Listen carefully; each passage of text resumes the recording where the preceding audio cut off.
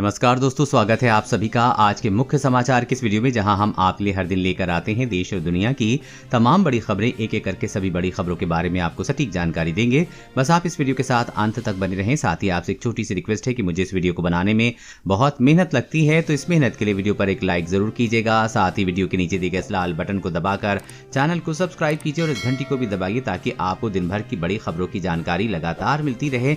तो चलिए दोस्तों, एक एक करके सभी बड़ी खबरों के बारे में जान लेते हैं। तो दोस्तों, आज की पहली बड़ी खबर की अपडेट की बात करें तो अच्छी खबर, कोरोना के नए केस में आई भारी कमी। पीक पर पहुंचने के 3 हफ्ते बाद 50% तक की गिरावट। जी हां, कोरोना वायरस की दूसरी लहर ने पिछले करीब 2 महीने से भारत में तबाही मचा दी है। लाखों नए केस और हजारों मौतों के बीच देश की हेल्थ इंफ्रास्ट्रक्चर चरमरा गई है, लेकिन अब थोड़ी राहत भी खबर आ रही है।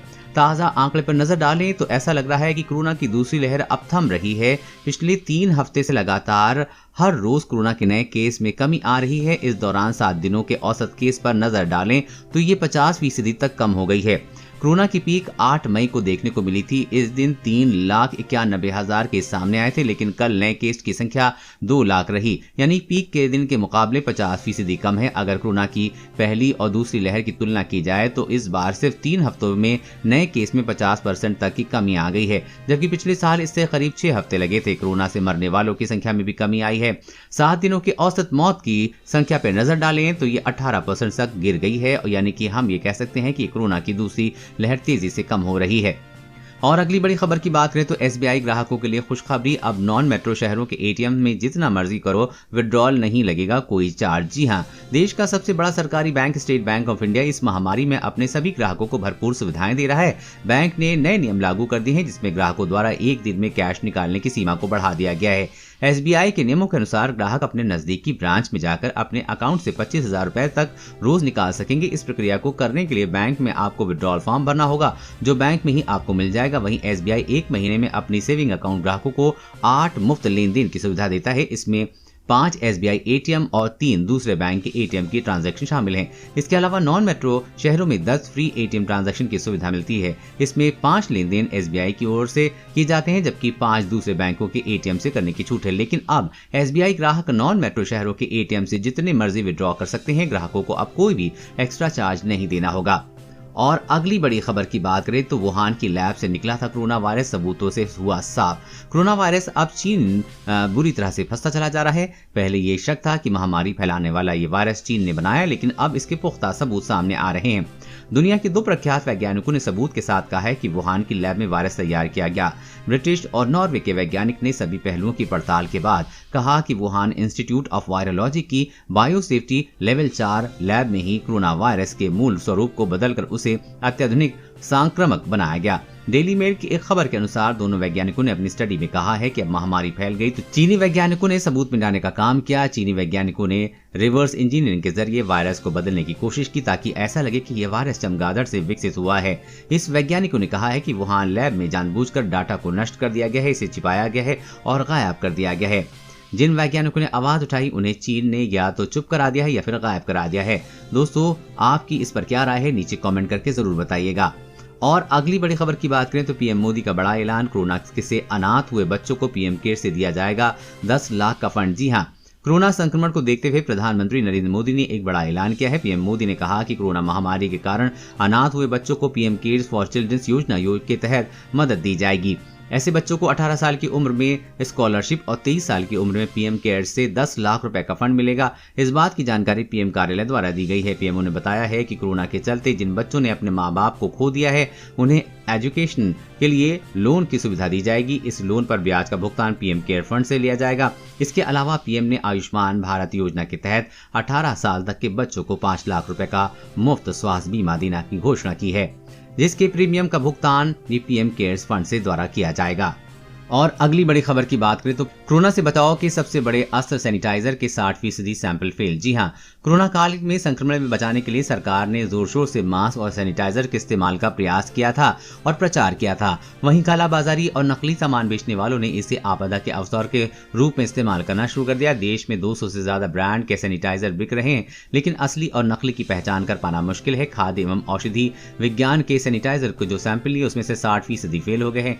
नकली सैनिटाइजर के कारोबार की शिकायत मिलने के बाद विभाग के अधिकारियों ने पिछले महीने में सिर्फ 900 सैंपल लिए, जिसमें से 500 सैंपल मानकों पे खरे नहीं उतरे। अधिकारियों ने बताया कि इन सैनिटाइजर में मिथाइल अल्कोहल पाया गया है, जो कि आंख के लिए खतरनाक माना जाता है। सस्ता होने के कारण मिथाइल का सैनिटाइजर में इस्तेमाल किया जाता है। वहीं ग्रामीण क्षेत्र में बड़े पैमाने पर नकली सैनिटाइजर का खेल चल रहा है। बड़े कारोबारी नकली सैनिटाइजर की पैकिंग करके बेचने का काम कर रहे हैं। और अगली बड़ी खबर की बात करें तो 1 करोड़ मुफ्त एलपीजी कनेक्शन के लिए रहें तैयार, उज्ज्वला गैस कनेक्शन का तोहफा दे सकती है मोदी सरकार। जी हां, जल्द ही सरकार प्रधानमंत्री उज्ज्वला योजना के तहत गरीब परिवारों और प्रवासी मजदूरों को 1 करोड़ मुफ्त गैस कनेक्शन देने की शुरुआत कर सकती है। इसके लिए सार्वजनिक क्षेत्र की तेल कंपनियों ने सभी तैयारियां पूरी कर ली हैं। प्रधानमंत्री उज्ज्वला योजना 3 के तहत पूरे देश में 1 करोड़ गैस कनेक्शन मुफ्त दिए जाएंगे। कोरोना की वजह से इसे शुरू नहीं किया गया था, लेकिन अब सरकार मुफ्त गैस कनेक्शन वितरित करने के लिए तैयार है। ऐसे में उम्मीद है कि पेट्रोलियम मंत्रालय अब जल्द ही मुफ्त गैस कनेक्शन का वितरण शुरू कर सकता है। इसके लिए सार्वजनिक क्षेत्र की कंपनियों ने गैस एजेंसी को मानक संचालन प्रक्रिया जारी की है, ताकि लाभार्थियों की पहचान कर सके। सरकार की तरफ से जारी एसओपी में कहा गया है कि प्रवासी मजदूर भी प्रधानमंत्री उज्ज्वला योजना के तहत मुफ्त गैस कनेक्शन लेने के हकदार होंगे।